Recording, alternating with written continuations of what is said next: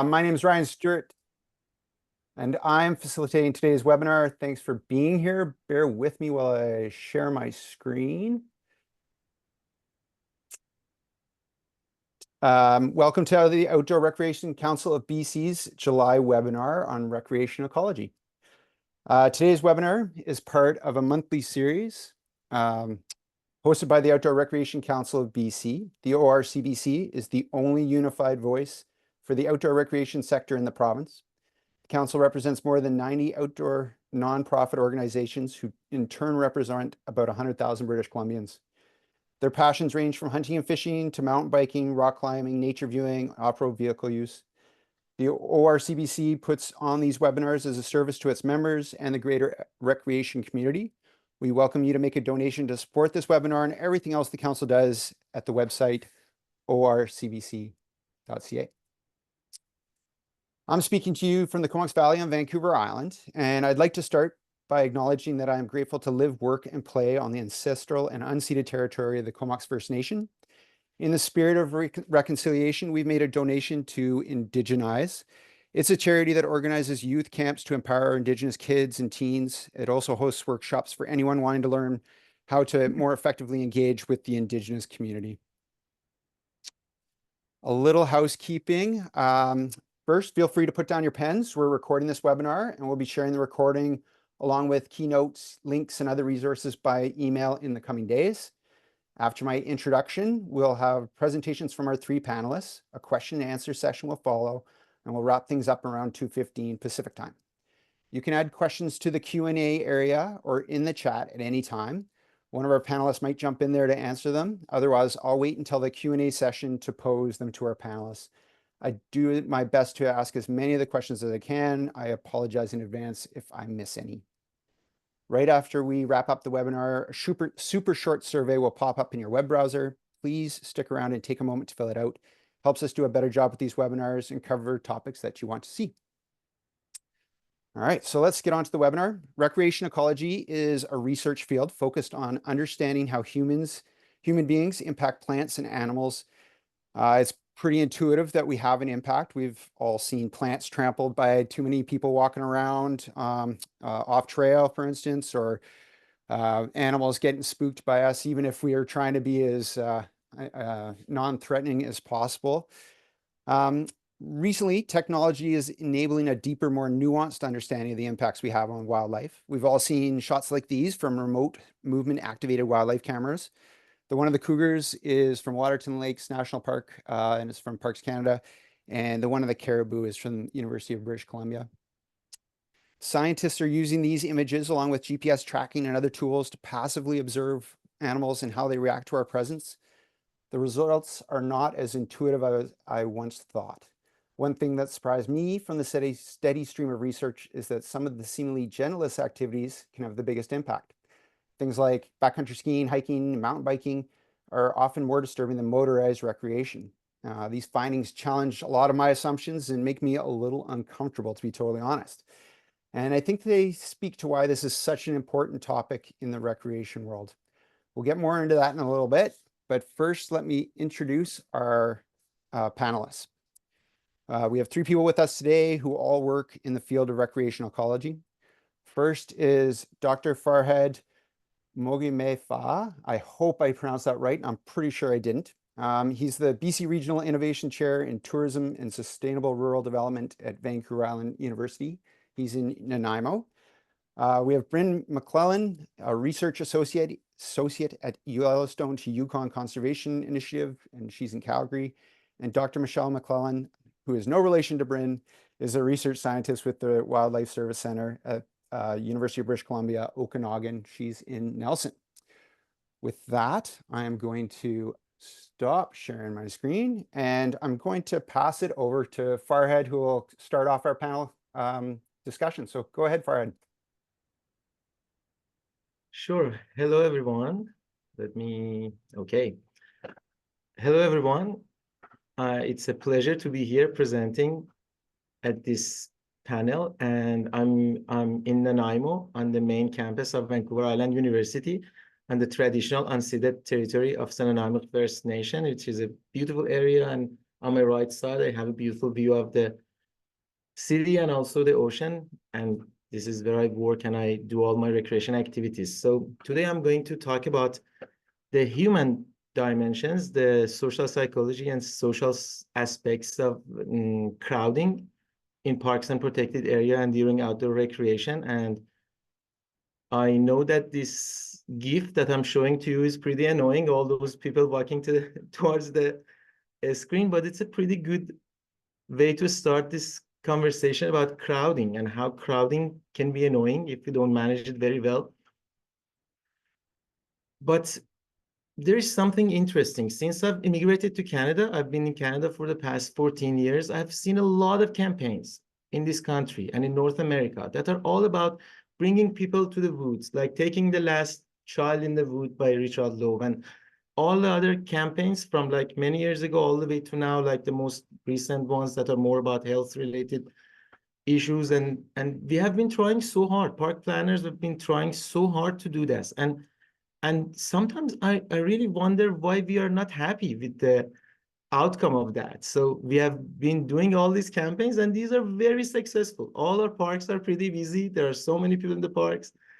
And now that we have achieved this, we are like, okay, why do we have so many people in the parks? How can we manage them? What can we do with the wildlife encounters and so many other issues that are going to be discussed today? My presentation is mostly focused on the social side of that, social science side of that. And I'm pretty sure Michelle and Brynn will focus more on the wildlife side of that. So I hope it's a good balance and we have some good information from both sides of this issue. Crowding is not a new thing. We all know that it has been there forever, like this photo from 1970s in Boston and this one, which is one of the most recent one, the campaign in Spain against tourism and mass tourism that was on the news for a couple of weeks, and people were complaining about why there are so many tourists in destinations, especially in Europe, European destinations. And in some places, especially in Europe, again, tourism or visitors have become parts of attraction itself. Like this picture, without even knowing where this picture is, you can guess where it is and what people are doing. So the crowd is a part of attraction now. The crowd is a part of what people know about that. I'm not saying that it's good. I'm just saying that it's a part of what it is right now. Or in some other places like the Great Wall of China, that the crowd is amazing, like how many people are visiting one place at one time, which is really significant challenge in terms of managing that. And to just add to the context, imagine a risk management situation.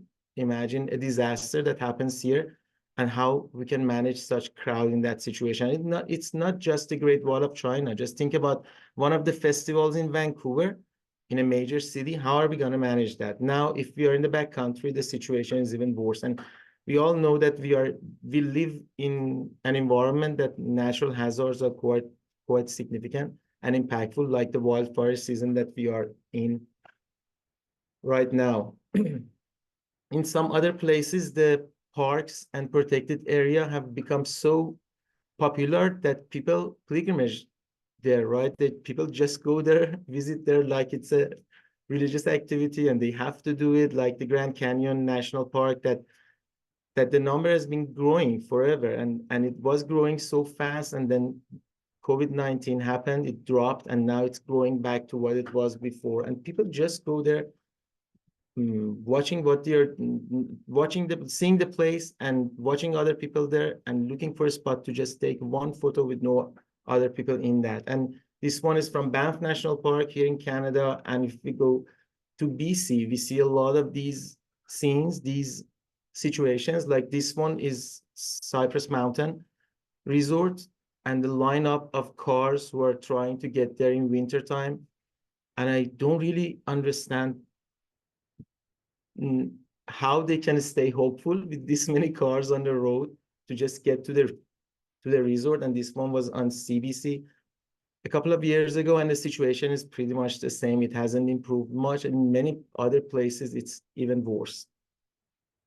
So we are dealing with these situations in Canada and around the world. And sometimes these all result in situations that we have phenomena like tourismophobia, or people who really don't like to see tourists in different parks and protected areas and places that they are at. Like this picture that you see there that shows, that says, why is it called tourist season if we can't shoot them? Which is quite annoying. It can be a dangerous attitude, but in the same time, it exists around the world right now. And it's one of the problems that we deal with that. Studying crowding and how it impacts the local community and interaction, and how it influences interactions of people, is not a new thing. For example, Duxie in 1970s introduced irritation index, which is a very popular model in tourism that talks about how local people can change their attitude towards tourists from euphoria all the way to antagonism, and they can be very annoyed and get into fights with tourists. And there has been a lot of studies around this topic with this model. Later, they realized that it doesn't happen in the same way in all destinations, but it's still one of the cases that is pretty accurate, a model that can give us a lot of information about how people see destinations and how residents react to tourists in their destination. Or tourism area life cycle model by Butler, 1980, that also talked about how a destination changes after exploration and involvement, development, consolidation, stagnation, and it can decline or it can be rejuvenated, or managers and planners can still work on the destination planning to make sure that it doesn't go to a situation that there's a decline or there is problem between tourists and residents, and definitely local wildlife and other situations. Then the point here is that there are several models that are out there and we have been using them, and some of them are pretty successful and many of them are relevant to crowding, some of them are not. Here I've listed some traditional methods of visitor counting and also visitor use management that we have been using in social science and in parks and protected area management over the past years. Some of them are pretty old methods like manual counters that we are all familiar with, that's very effective, is still being used perhaps for the past couple of 100 years that they have been using that, and it has been successful. Surveys and questionnaires, permits and reservation systems, vehicle counts, which is another pretty effective method, observation and sampling, trail registration and logbooks, and all with the numbers and with the data that we get from these methods, we have been developing other visitor use management methods, such as limits to growth, which was basically one of the first ways of visitor use management that says stop the tourists, stop people from going to that place. Later, we came up with other methods like limits of acceptable change, LAC, you're all familiar with that perhaps, and carrying capacity analysis. Zoning, one of the most effective ways of managing parks and protected areas so far. Seasonal closure, visitor educations, and rotation allocation, physical barriers, and many other traditional methods that are out there. But what are some of the most recent methods that are out there and we can use or we are using? I still don't see them widely being used in many parks and protected areas, especially with the social side of managing parks. And some of them are automated counters. We know that infrared sensors are being used in different areas. In parks, it's still not a very widely used method. Pressure mats, laser counters, and digital tracking monitoring systems that is pretty effective, like all the mobile data information that we share with all the cell phone provider companies. As you know, every single moment, the cell phone provider companies and many of those apps that you install on your mobile phones send a ping, a little bit of data to your device, and with the information they get from that, your location, and a lot of other things, and a triangulation of many of these information, they can know a lot about who you are, where you are going, what park you are visiting. Right now, advertisement companies are using these very efficiently, but in park management, we are still way behind the technology that exists out there. A lot of camera-based and surveillance systems that has been out there, but is still not being widely used in parks, and big data analysis, which is perhaps not the most expensive one, because a lot of these data already exist on social media and a lot of other platforms, and we still are way behind using those. Drone and aerial imagery are pretty useful, and they are using it in a lot of different sciences, but still not very well used in social science and in crowding and management of crowds in parks and protected areas. Satellite imagery is happening, hundreds or millions of images being taken every second around this planet, and those data are available. All the park planners can use those to make sure we can manage our parks, or at least learn more about the crowding pattern. A lot of these can lead us to modern ways of visitor use management, like real-time data analysis that we can use in parks. Mobile applications can be really widely used in navigating people through parks, because we have access to real-time information about parks and crowding and how they're using the parks. And several other ways of using these technologies, like dynamic reservation systems that have been used in many parks and protected areas right now, especially in major destinations. They are using all of these. In Canada, I'm still not sure if there is any park that is utilizing these methods, like dynamic reservation systems and live data. They use live data to be able to manage reservations and see how many people can see a situation or a park, a destination or not at one time. Another thing that I wanted to discuss here is AI-based methods. A lot of methods ways that AI can help us manage our parks and crowding, like predictive analysis, that we can use AI and different factors such as weather to see what is the demand. If the weather is like this is going to be the demand. So how we can manage the crowd and access to different areas. Machine learning, and see how we can use different platforms like social media and the use of and the reports and information we can get from social media. Use machine learning techniques to see how we can manage the crowd.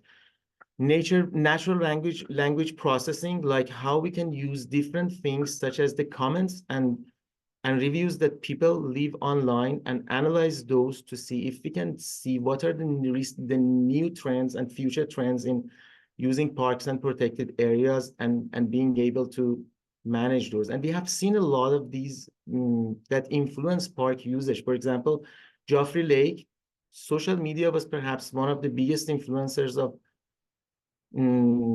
use level at Joffrey Lake. Many people go there because of the influence of social media and how these comments and information on social media led people towards going to that park, which grow exponentially, right, in this province.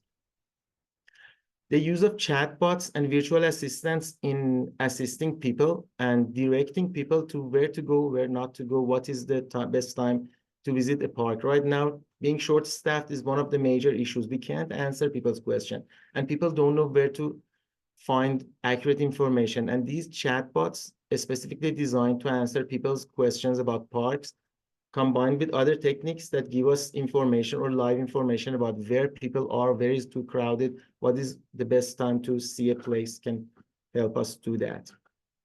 And many other techniques such as crowd simulation models and AI-based simulations. Right now, many labs around the world that are doing that. For example, in Canada, I'm aware that some labs are doing simulation, AI simulation, or simulation, that a statistical simulation to simulate the accessibility of parks and how we can make parks more accessible to people to use them. But I know that we have access to all these data, huge sources of data, but there are a couple of questions that we need to answer here. First one is that, do we need more data? Before, to answer this question, I was going to tell that yes, we need more data. There are a lot of things that we don't know. So we need to come up with surveys. We need to come up with ways of collecting data, so we have enough data to be able to analyze them and to utilize them and visit and manage visitor use in different parks. But at the moment, in 2024, We have a lot of data out there. What we need to do is to be able to find those data, learn how to analyze them, or find ways to analyze them and use them in our management system. Examples are the aerial imagery that I talked about. All those data that are based on our cell phones and location-based data that we can get from devices of people. Are we using that or not? Do we need more data, or we already have data available? Another question is that what is the role of social science? Now the paradigm is shifting from social science data towards these technology-based data. Do we need to combine these two? And the answer to this one, in my opinion, is yes. Even though we are getting all those data from, instead of trail counters, from aerial imagery, for example, now we need to combine them with social science data, because a lot of those information that we get from technology-based data does not tell us about people's attitude and people's way of thinking and paradigm and worldviews. The second question that I'm going to leave you with today is, do we consider different types of visitors in our analysis? Do we consider people who are comprehensive as ecotourists, let's call them, or outdoor recreation users, that they have a holistic approach? They want to learn about the destination. They want to lower the impact on the destination. Do we consider mass tourists in the same context? They consider themselves as ecotourists and nature-based tourists, but they don't care much about transformation. They don't care about learning about the culture and history and nature of the place they are seeing. And also nowadays we see a combination of these two with urban ecotourists, people who are living in big cities, and nature-based context is just a relief for them, just escape platform for them from the daily life. And now these three are pretty much combined. In our management system, are we considering all the different types of visitors that go to our destinations, or we are just considering all of them as nature-based tourists or mass nature-based tourists with one sort of demographic and same type of attitude and worldview that they have? And the last question that I would like to end my presentation with is, have we included cultural diversity in our planning? In my observation in Canada, we have a diverse country, and we are proud of that. Like, if I'm right, more than 50% of people who live in Lower Mainland are visible minority. Do we consider this in our park planning? Who are our planners? Do we have a diverse background or not? Do we consider planning for diverse background people in their planning or not? During my PhD, when I was completing my PhD at the University of Alberta, I conducted several research on camping in Alberta and in parts of BC. And I was observing a lot of campers in campgrounds. And even with just observing them, you see that people with diverse background, people from different backgrounds, have different camping behavior. The way that they want to stay together, like if you go to a campground, and you see people, for example, from where I come from the Middle East, I'm from Iran originally, you will see that many people from that area, they all want to gather in one campsite. Like 5 different families, they rent 5 different campsites, but they don't stay in their own campsite. They all gather in one campground, and they stay there the whole time until night. They eat together, they dance, they sing, they go to the trails together. And then when you go to some other campsite, in my opinion, my observation, people with Western background, you see people, smaller groups, even if they are in multiple groups, they stay in their own campsite, and you see the diversity, you see the difference in their behavior. And this is a significant thing to consider when we are planning for our parks. Are we planning our parks for people with diverse background or not? And in my opinion, even in the AI era, in the technology era, we need to consider these 3 questions, considering culture and cultural background of people, different types of visitors to our nature. And the first question was, do we need to combine AI technology or AI data, big data, and modern technology data with social science data or not in our planning? And I'm finished with my presentation. I hope I'm on time, and thank you very much for listening. Thank you, Farhad. Just a quick follow-up question on that. For small clubs, you know, that data sounds so valuable. Are there things that a small group that doesn't maybe have that expertise or budget to you know, crunch huge amounts of data, are there tools out there for them to use those in a kind of a site-specific way to better understand the users in their backyard or something like that? Are there ideas out there? It's a very good question, because the first thing is that the data is quite expensive right now. So this type of data is less expensive, especially for smaller communities. But in my opinion, if these communities can get together and become one unity that can have some funding and grab some funding and purchase the data, then it can be available to all of them, because it's not in a way that like each small community needs their own data and need to go to, like, for example, purchase the data just for their own community. If they come together, multiple communities, in my opinion, it's more affordable for them to do that. And the problem of analyzing the data is solved too, because one small community may not have the capacity to analyze and interpret the data. But if multiple communities come together and do it all together, in my opinion, there is a lot of valuable data, especially when we know that a lot of those information that we can get from high-tech data is also aggregated, right? So it's not individual data, it's aggregated data. It can be combined, multiple communities together, in my opinion, can solve the problem. But it was a great question to consider when using this approach. All right. And could you do that in sort of a regional area, or you think even bigger than that? Like when you say combining the data together? To do it at the regional level too. Regional level. And Okay. also at bigger levels, but in my opinion, regional level. It is very unlikely if we go, for example, nationwide, it is very unlikely that a nationwide institution, in my opinion, can provide data specific to one community very easily. But if communities get together in each region, it is a lot more affordable for them to purchase data and also to learn how to analyze and interpret and use it in their planning. Excellent. Well, thank you very much, Farhad. I appreciate it. Thank Brynn, we'll pass it over to you. Please tell us a little bit more about Yellowstone to Yukon and how you guys have been looking at the recreation ecology.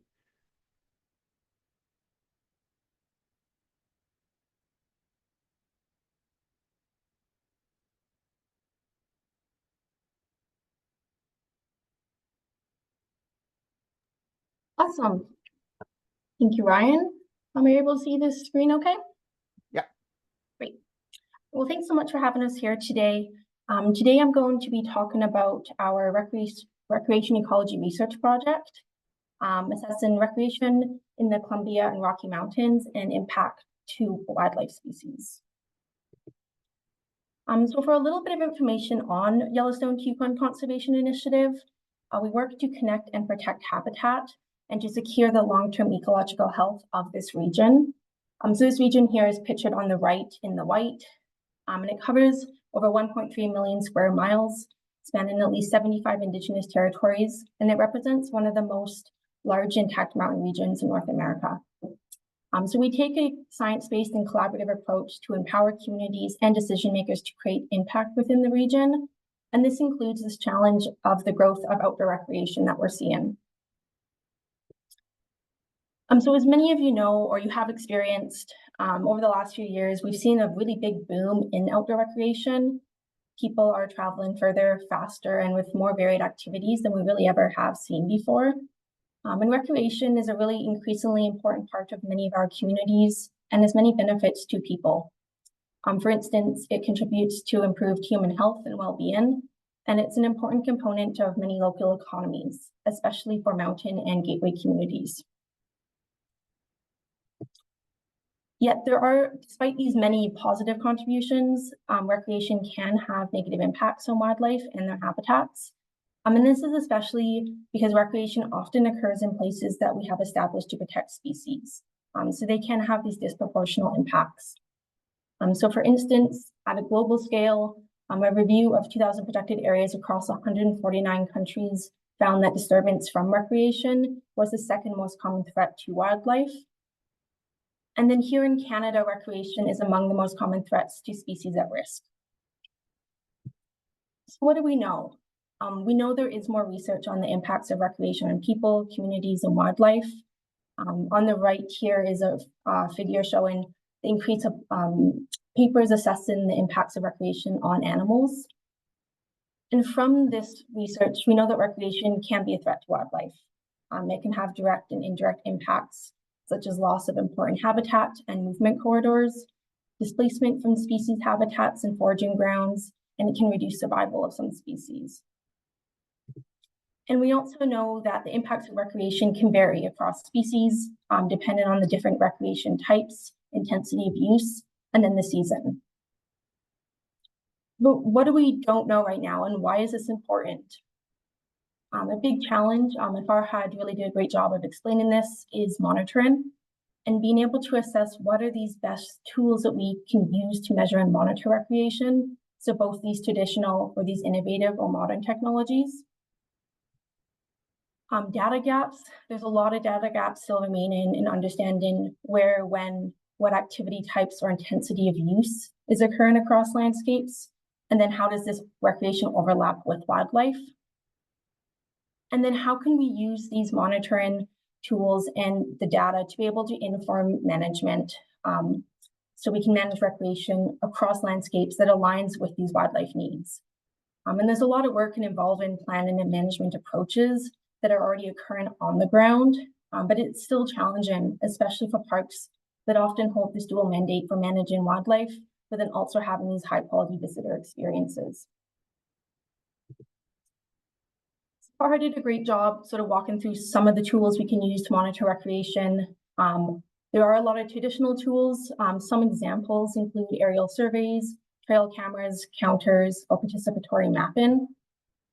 And then there's also these application-based tools. So really harnessing the use of these GPS tracking devices, fitness apps, outdoor recreation apps. So examples include Strava products, such as Strava Metro or Strava Global Heat Map or Wikilocs. So to address some of these data gaps, Y2Y and the University of Northern British Columbia have been conducting a multi-year recreation ecology research project. It started back in 2020, and it occurs in Western Alberta and Eastern British Columbia. So the study region is pictured here. It's that light green color. And this region is a big hub for outdoor recreation and tourism, but it also has a lot of key habitats for many wildlife species. So the project has 4 overarching objectives, and I'm going to walk through some of the objectives and some of our key findings from this research project in the next few slides. So we'll start with the first one. A big challenge in managing recreation is this lack of the understanding of the spatial footprint of recreation. So essentially, where are people recreating on the landscape? And then what types of activities are occurring in these areas? So to do this, we mapped and classified trails from both government and non-government sources. And we mapped 54,000 kilometers of trails and linear features. And these came from documented trails, so from government databases, from these undocumented trails, so OpenStreetMaps, Trail Forts, a variety of online sources. And then we also included linear features, so resource roads, cut lines, and pipelines, as these features are often used for recreation.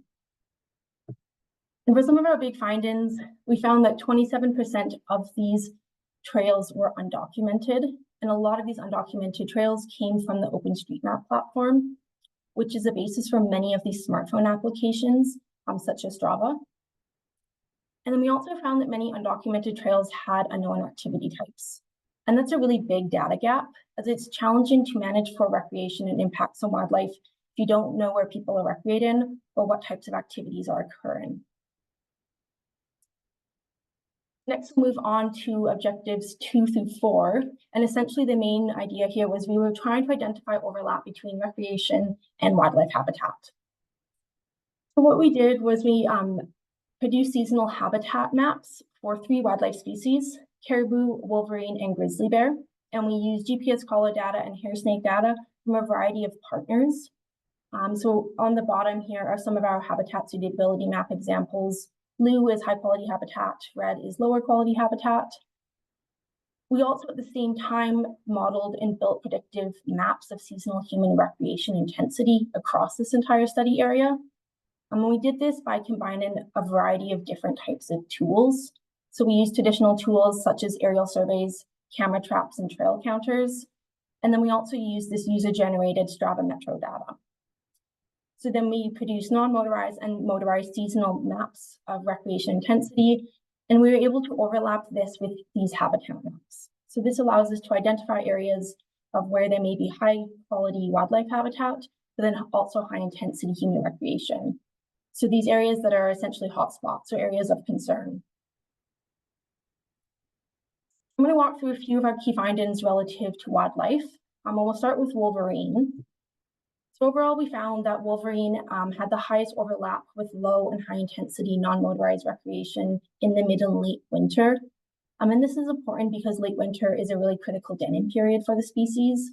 And we're also likely to see changes in snow persistence in the future, especially with climate change and change in how and where and when people can recreate. That has potential for overlap with species that are sensitive, such as wolverines. And then for grizzly bears, we found that they had variable responses to recreation that varied by season and also different between male and females. But in the spring, we found that bears and humans were selecting for similar areas.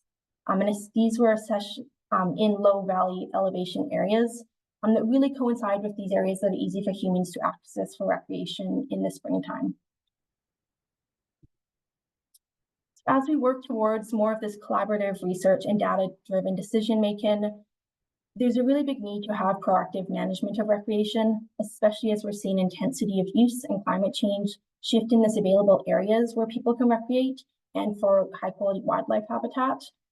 And we need to think beyond park borders. There's a lot of work that occurs in parks and monitoring in parks, but recreation also extends past that. And then there's a need to address significant knowledge and data gaps.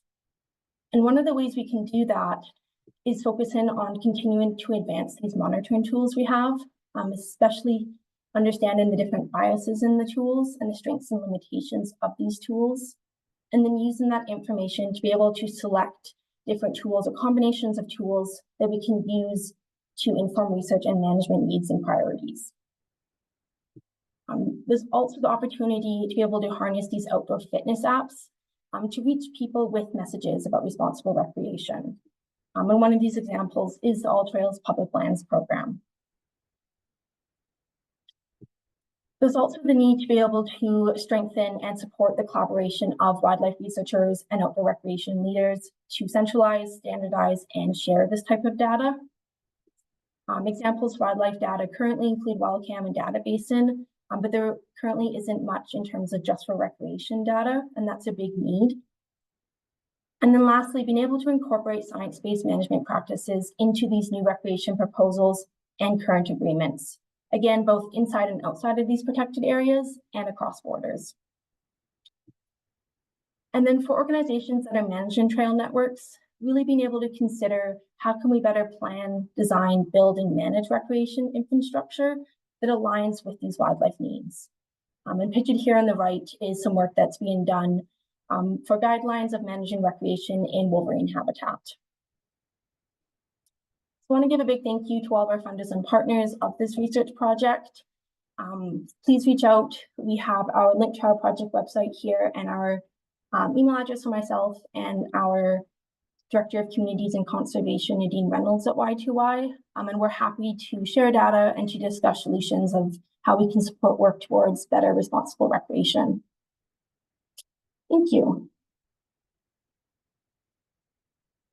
Thanks, Brynn. I want to just jump back a little bit there to when you were talking about the overlap with the wolverine. One of the questions from registration was about animals in hibernation and being disturbed. So, I mean, it sort of talked about the denning period. Is that what's going on? Are they hibernating and they're getting disturbed, or is it more that they're sort of awake and in their dens and getting disturbed?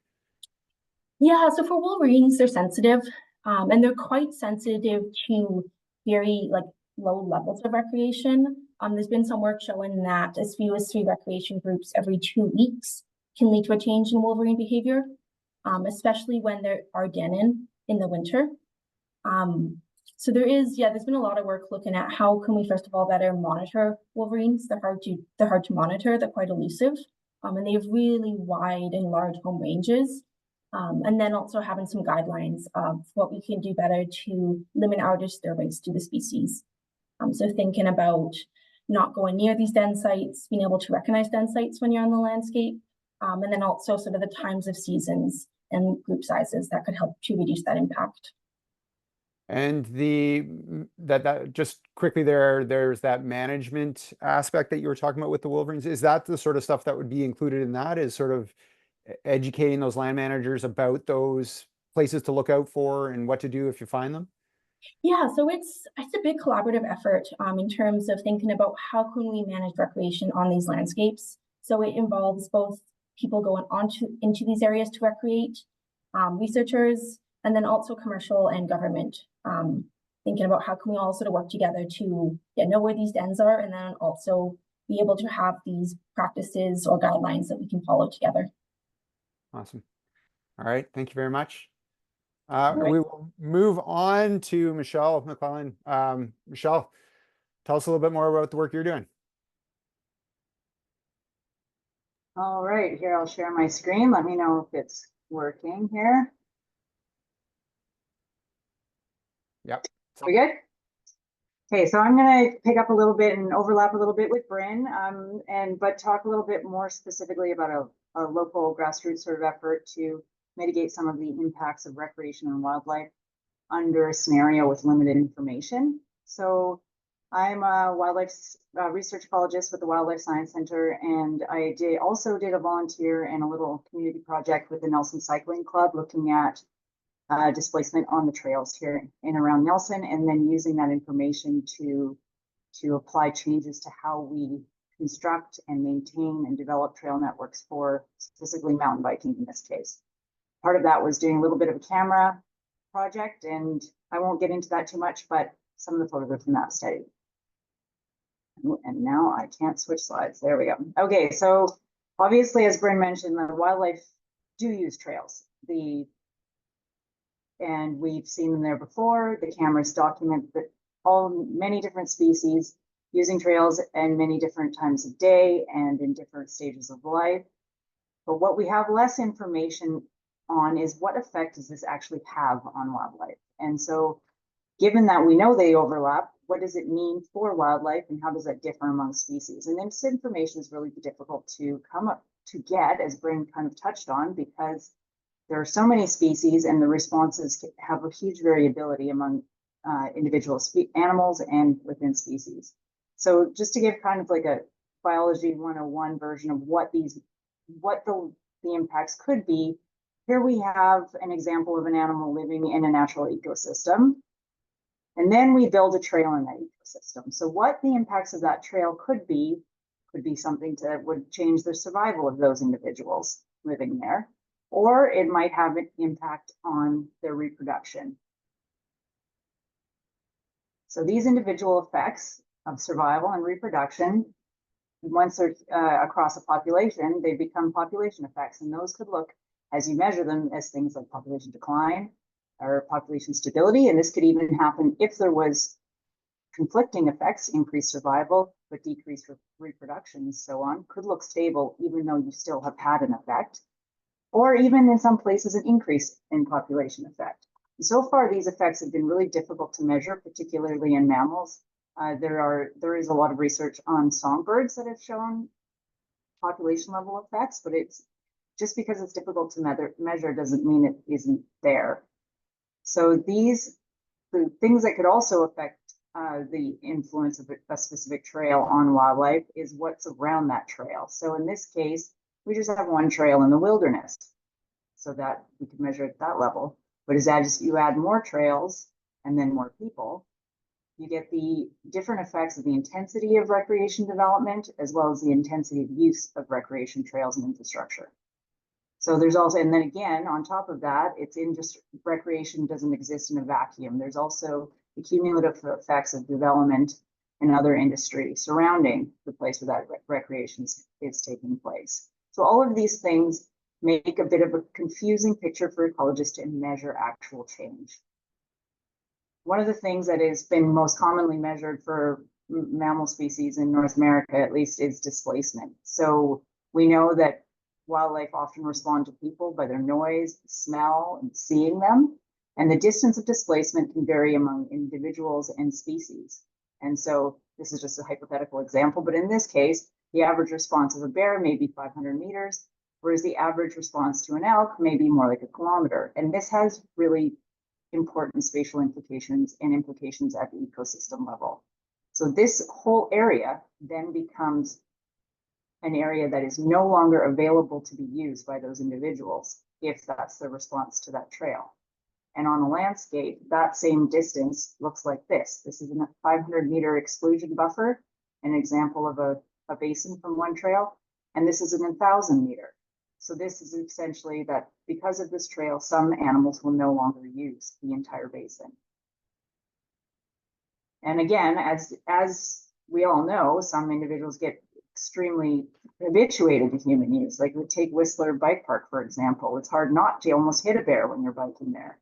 But so this habituation decreases the reaction distance of individuals to recreators and also decreases displacement of certain individuals.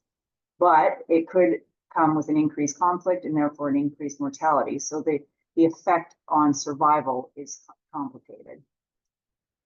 And as Brynn mentioned, the increasing intensity of recreation is overwhelming communities, and the tourist industry is growing so quickly that a lot of local communities have a hard time keeping up or even understanding the impacts of their infrastructure on wildlife. But in this case, I mean, this is a trail in Nelson at 3 o'clock in the afternoon on a Friday, and here we have a mother black bear and her cub using the trail a couple minutes after the biker went by. I'm sure she knew the biker was there and just decided to use it when no one was around. And a few minutes later, you get these little kids cruising back through. So in a summary, is the decrease to access to habitat and increase in energy moving has the potential to affect both survival and reproduction of individuals within a species. And that can have population level consequences. Another component that might be important to consider is the implications of the actual infrastructure of a trail independent from the human use. So this linear features are known to affect predator-prey relationships where you have the placement of a trail facilitates the high-speed movement of predators, enables them to encounter prey at a faster rate. And so just the placement of a trail can have a negative survival effect on ungulate and other prey species. So in this case, this is just a more graphic version of that same story. Is the wolf moves is faster with the trail. This decreases the effort the wolf needs to spend to encounter prey, and that can have implications on predator-prey dynamics. So then another thing that we have to consider is that encounters between some animals and people is dangerous for both the animals and the people. So another part of dealing with recreation and management is trying to prevent this scenario from happening. This is from Romania, I think, but it can happen here too and does.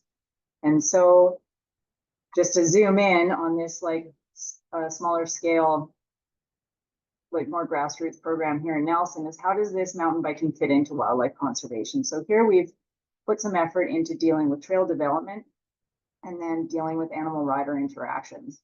So now when a local biking community is considering where to develop a trail. So here's an example of Pemberton Meadow biking, the Pemberton Biking Club and where their trails are, and all these yellow dots are grizzly bear habitats. So in this case, we see that out of these trails in this area, and this is very well sampled area, so these dots actually reflect like the actual distribution of animals on the landscape. But in this case, we wanted to avoid using core habitat areas and have the higher density trail development close to town. So in here you see that some of these trails are in areas that there's very little probability of encounter with people. And a lot of I don't know if you can see my cursor, but in the pink trails in the bottom get the most human use and have the fewest wildlife encounters. And we think it's a bit of a guess, but an educated guess that this is likely the best place to develop a trail is where it's close to town and has the less probability of displacing wildlife. So at the broad scale, when you're developing a trail, where do you develop the trail? So you should, in this case, say we're concerned about bears, which is the case in this area. This is Tank Bolt Lakes near Pemberton. You'd want to avoid the best habitat. So in the summer, it would look like something like this. You'd pay attention to the food types that are on the ground. In this case, this is a terrible place to build a trail because it's got glacier lily and Claytonia, I can't remember, spring beauty species here that are highly selected for by bears, and they're in a scenario place where bears will likely react because it's a big open distance, so they have longer reaction distances. So this isn't the place you'd really want to build a mountain bike trail. And then this is seasonally variable. So in this case, in the fall, you kind of want to avoid the best habitat for fall. So building your mountain bike trail through a high productively huckleberry field like this one, where there's no sight lines, is probably also not a good idea to avoid having human bear conflict. And then also the next thing you can do is maintain after you pick your trails or your trails are already in, maintain the trails for sight and sound and scent lines. So in this case, you can't even see what's coming over this bridge. And so if you clear it out, so you hit from this one to this one, this has just been a little bit of brushing, and you can actually see it's hard to tell here, but you can actually see about 20 meters further, and the sound would travel through into the next forest further. So some of these little attentions to detail at the microsite can prevent local negative interactions, and some attention at the broader scale can prevent displacement from higher quality habitats overall. So in this case, another thing to pay attention to at fine scale trail location would be topography, sight and sound lines. So here in this case, the trail goes along the bottom here, but a better place would have been to put it on the ridge line so that any rider going through this huckleberry field would be able to see what's coming, and the smell would travel across the whole area as well as signs. So in this case, you can't really mitigate this, but this should have been considered when the trail was designed in the first place.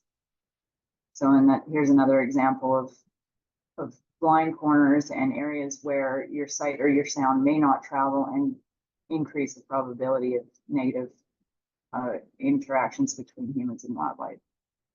So another thing that we worked on here in Nelson was including noisy features in key locations. So the deliberate development of a noisy feature, and Selkirk College students develop actual sound making devices that you mandatory ride overs, so that right before good habitat patches, so that even if people weren't using their voices to make their presence aware to wildlife, that just by riding the trail, they would make the noise that would warn wildlife ahead that they were coming.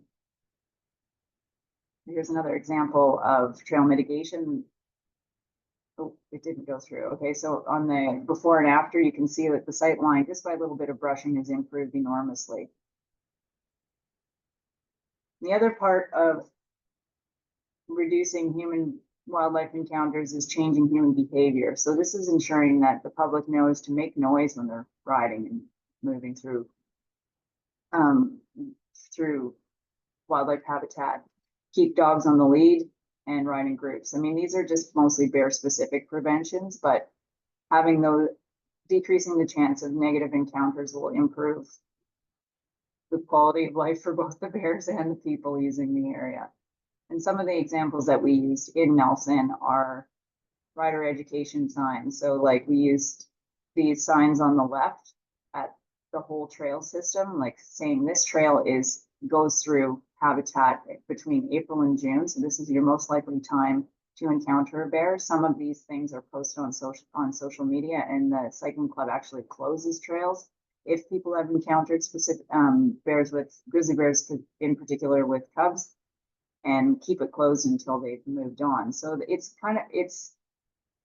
a work in progress here, but I feel like the community is supportive, and in general, there's very little negative feedback for this sort of coexistence measures taken in this area. So although this may not mitigate the impacts of the trails in the first place, it does at least make people aware that they're recreating in and around wildlife, and consider how to mitigate their own influence or their own presence on the landscape with wildlife. And I think, in summary, the most important things that the club has done to prevent human bear conflict and negative interactions between wildlife and people altogether is by putting most of their energy and money in towards building the best trails to ride, the most fun trails at high density close to town, so that most people, when they go riding, don't want to go super far away. They don't drive far. They don't go into split up into disperse into remote valleys so much. Their recreation and their intensity of use is a little bit more concentrated, and that's deliberate here now, to keep people and their impacts a little bit close together and just have more trails closer. I think with that, some of the funding for the camera project was from the Habitat Conservation Trust Foundation and the Nelson Cycling Club, and that's all I got. Thanks, Michelle. That was really interesting. So the feedback from the bike community, you're posting those signs out on the trails. It's sort of just putting that message in their face as often as possible. Is that kind of the idea behind it? Sorry, I went a bit quick because I don't want to overdo the Yeah. time, but there are two basic ideas. One was to train the people of Nelson when they're in good bear habitat, so that I rode every trail in the area, and we marked where the good bear habitat was, and then we put those signs up so to remind people that you're about to enter a place where there may be bears foraging, and to make noise to prevent encounters. And then the other ones were more like kiosk and at specific trailheads that were identifying, like certain trails go through Huckleberry Field. And so the time of year that a bear is likely to use that is mostly August, for example, and that people should know, if they're unaware, that this is a likely place for a bear to be at this time of year. And so perhaps this isn't the best trail to ride right now. There are other options. And so that's one of the messages that the cycling club has done as well, is closed trails posted on trail forks for visitors, and then posted it, locally, saying, bears are using this area, and perhaps use a different one or don't use it at all. And so far, just that community level effort has been positive, I think. Nice. And a question just came in right now, just scent lines. Can you explain what a scent line is and how to think about that? Yeah, so I mean, it's hard for me to explain because I'm like the rest of us here, human, and that isn't our primary scent, but a lot of wildlife that we deal with, that is the number one way that they gather information from their surroundings. And so the way that scent travels through space or through the air will affect how soon an animal can detect what exactly you are. They may, like, for example, using a bear, they may hear you and then they stand up and you see them moving their head around, and they're trying to smell you. They're trying to identify you with smell. So there's sight and sound lines, sight, scent, and sound lines. And so I just like to mention scent because I think it's an important factor for animals using an area. And I think it's also an important factor in displacement. So for example, if you enter a basin and an animal like an elk, for example, and it's not a highly used one, gets your scent, they'll leave.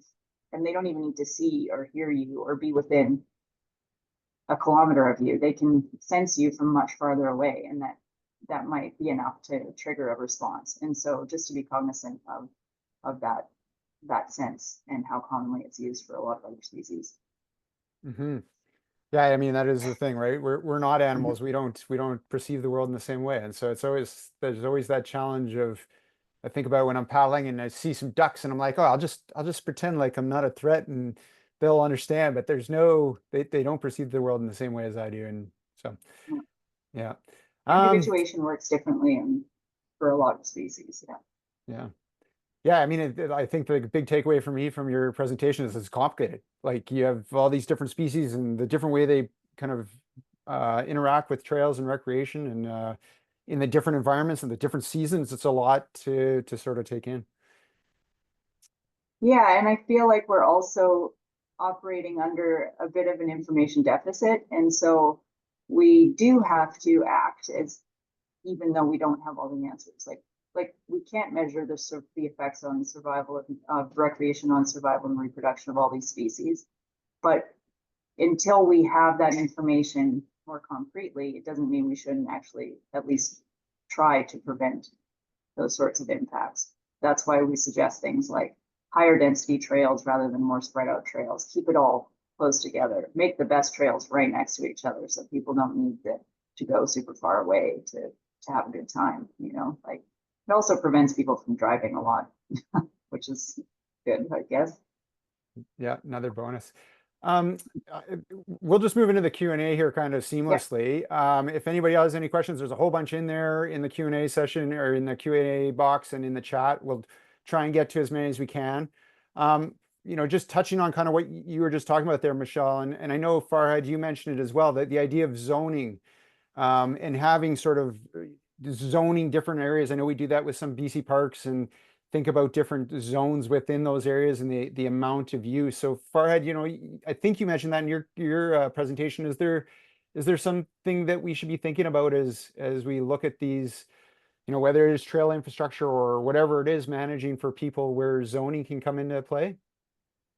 Yeah, sure. In my opinion, zoning is one of the most effective things we have done in parks and protected areas. Like not just in BC or Canada, like pretty much everywhere around the world that there is a national park, provincial park, a park designation, protected area designation, they are using zoning. The problem we have is areas that are not designated as parks. The zoning is done usually in areas that are designated as a park, as a protected area, conservation area. But if it's outside of that, which is really huge, actually, places that are not designated are a lot more than places that are designated. In Canada, if I remember correctly, only like 10 to 20% of the land is protected. So 80% is not. If we can come up with a mechanism that we can use zoning in places like community trails or in trails or areas that is not within a protected area, in my opinion, that's a very effective tool. Brynn, do you have anything to add there? Yeah, thanks Farhad for that. I think, yeah, in terms of zoning I think they brought up a great question and challenge we have is, again, this sort of data deficit in like outside of parks. It's challenging just to sort of know where are people recreating, when are they going, what type of activities. So being able to, again, yeah, focus on our research efforts, both inside and outside parks and funding of those efforts as well. And then being able to connect these parks. It's a huge issue for connectivity and movement of wildlife species. So focusing on that as well. Yeah, the other thing that I think about is we're in a time where we've all acknowledged, you know, like there's more interest in outdoor recreation than ever before. There's this crowding going on. I mean, we sort of have a couple of options when you're dealing with that, right? We either all get used to more people all the time on these same features, or there's this push to have more infrastructure out there, more trails, more places, more parking lots, bigger parking lots and all this. So how do you think we can balance these two forces? Like if we want to be out on the land base, but we need to protect and being on the land base has this negative impact on wildlife. How do we sort of balance it? How do we find that balance? Anybody want to jump in there? I can start if you want, or if Michelle and Brynn want to go over that. So that finding the balance is definitely a challenge. But the thing is that a lot of these people who are going to these places these days can do it because of technology. Like for example, All Trails app that provides us information about pretty much all trails around where I live, and many places in Canada and around the world. So as park planners and managers, have we created applications or something that can compete with those? Have we been able to provide a product that delivers accurate information in the same pace that the industry is doing that, or businesses or tech businesses are doing that or not? So one of the things that can create this balance, in my opinion, is to be able to collaborate or cooperate with these applications or with the providers of those information, and in the same time preparing applications or ways that we can deliver information to people to create that balance of at least keeping people in places that is less impactful. Michelle or Brynn, did you have anything you wanted to add there? I was answering on one of the questions in the chat, so I missed a bit of the question. That's okay. How about tourism? You know, Farhad, this is one of the things that you sort of pinned on here was that that the tourism a huge factor with it when it comes to recreation. What role can the tourism industry play in maybe helping spread these messages or the information? And either of you want to jump in there, Michelle?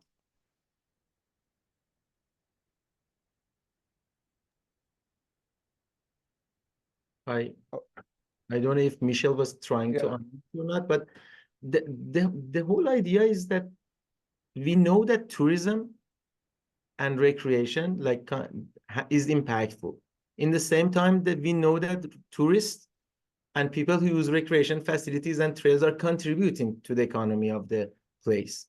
So the idea here is not to ban tourists from, in my opinion, to come to a destination. Is to have more mindful tourists coming to a destination, have people who think about being regenerative in a destination come to a place. They are people who are aware of the cultural context, aware of the social context, aware of natural environment and how they can impact or have less negative impact or sometimes even positive impact at a destination. Because economically, we know that tourism is a good contributor to the economy of any destination, pretty much all destinations. There are some destinations that tourism is not the biggest contributor, but in majority of destinations, the tourists contribute a lot. So the idea here is not to ban them from going to parks, to ban tourists from going to destination. It's to keep them aware of the consequences of their bad actions or keeping the impact as low as possible. Excellent. I guess like in the example of the Nelson Cycling Club, I mean, there's a bit of an issue with it. The funding that comes to develop infrastructure is independent from tourism really, but obviously a lot of the community or a lot of the businesses locally benefit from that. But that's part of the reason why we put some effort into signage about just to increase awareness for anybody who's coming, because even just riding the trails, no one knowing who I am, people from other places will stop me and be like, oh, I saw the sign about the bear. Are there grizzly bears here? You know, like they wouldn't maybe have already known that. So it's things that we would take for granted as locals that we know, that we just are not sort of empathetic to the experience of the outsiders in our area. So I think a lot of these, what we may feel is redundant information that all the locals already know, maybe is still valuable to put up and make available for tourists. And I think to engage with apps like Trailforce to get, you know, buy-in for spreading information that way so that people can make informed decisions on trail use at that point. But really the impacts we have as far as, at least for mountain biking, is where you build trails is probably the biggest way you can control what tourists do. You know, for a group that wants to know more about what animals are in their area, whether it's a trail group or any group that's kind of recreation within a certain zone, I mean, what's out there for them? What resources are available for them to sort of understand, you know, like some of those maps that showed where all those grizzly bears are in that Pemberton area, like, you know, that kind of scale of understanding. Is there publicly available information? Do they need to partner with scientists? Can you tell us a little bit more about that? Beyond sort of the information that you get from Parks Canada or from a website like Y2Y, there's really not that much. Like even for us to find out the density and abundance of certain species in the province is really difficult because it's not measured everywhere. And we just don't know. So it's particularly things like bobcats and lynx and, you know, like there's a lot of areas that are devoid of information. So I don't think that information is widely or broadly available for anyone at a local scale all the time.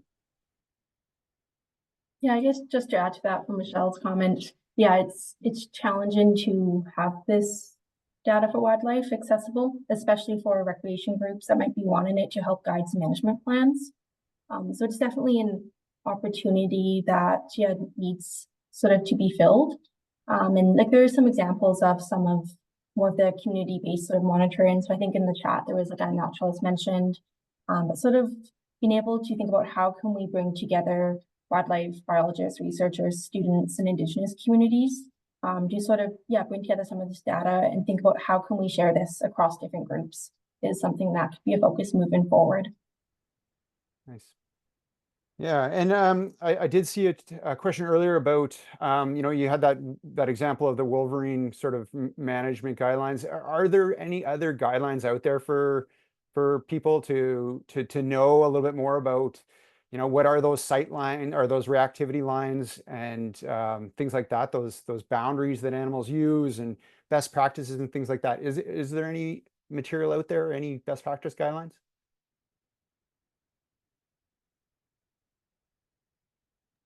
Yeah, so there is a few like guidelines. The wolverine guideline I mentioned, it's in the Journal of Ecosystems and Management, and that's specific to sort of wolverines in those alpine areas.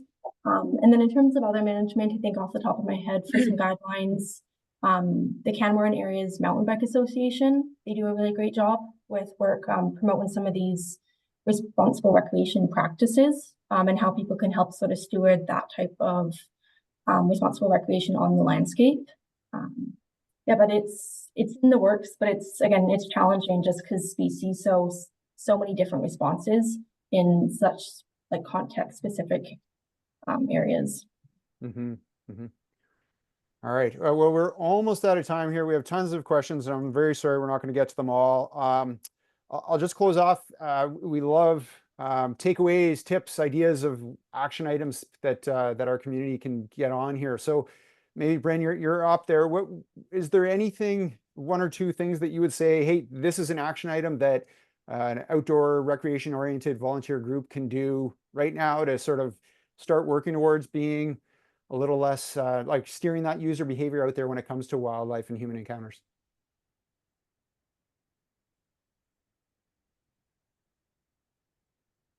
I'm gonna emphasize what Michelle was saying earlier, signage and how to deliver message to people. Even though I see a question in the question and answer that says for housing development, how signage can help when they are developing housing, which is a very good question, and I don't know how to answer it, but I believe it's more of a policy question.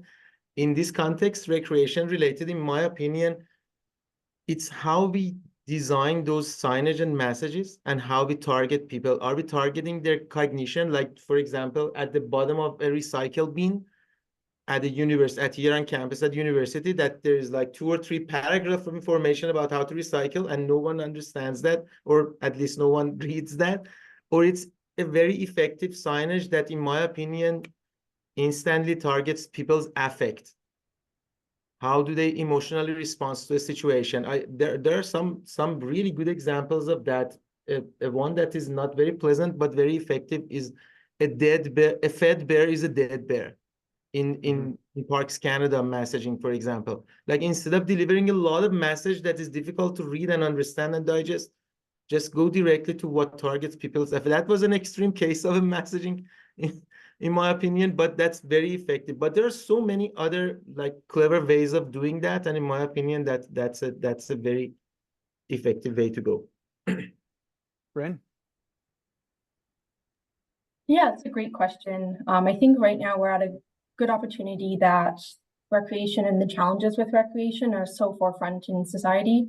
And it's an area where we can sort of become part of the solution.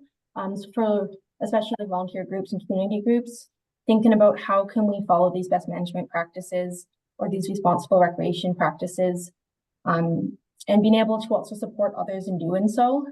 So as Michelle mentioned, a whole list of how do we better build trails, manage trails, and maintain them is really essential.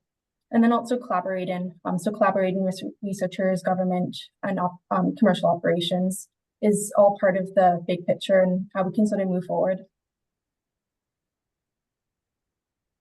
And Michelle,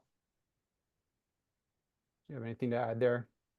No, you guys did a good job. Excellent. Well, thank you all for being here and taking part. And thanks for everybody that attended today's webinar. Again, it's part of a monthly series hosted by the Outdoor Recreation Council of BC. Next month, we're looking at trail master planning, which is a nice follow-up to this, I think, in a lot of ways. You can find out more about that and everything else the ORCBC does at their website and sign up for our newsletter there. And a reminder, please stick around for the brief survey. It'll pop up in your web browser as soon as I stop talking.